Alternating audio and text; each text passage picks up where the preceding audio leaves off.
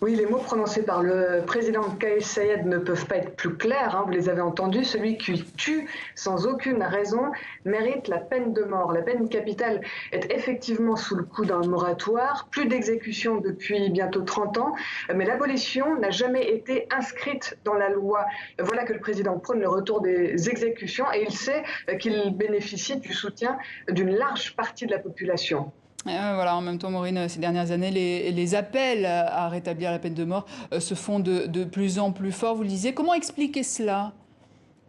Parce que les violences augmentent, la population est désarçonnée en quelque sorte. Les juges aussi condamnent de plus en plus à la peine capitale, 47 condamnations l'an dernier.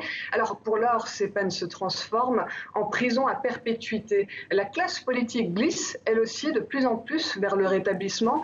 Suite à la terrible vague d'attentats en 2015, les attentats du musée du Bardo, de la plage de Sousse, ceux contre la garde nationale, suite à ces attentats, le Parlement avait adopté une nouvelle loi antiterroriste créant de nouveaux crimes passibles de la peine de mort. Vous voyez combien depuis quelques années la population, les juges, la classe politique tendent vers le rétablissement.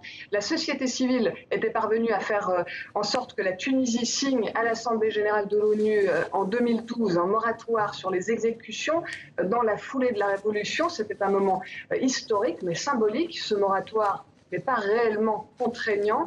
La société civile qui se bat pour l'abolition se retrouve aujourd'hui en quelque sorte à contre-courant. Maureen Mercier, merci. Je rappelle que vous étiez en direct de Tunis.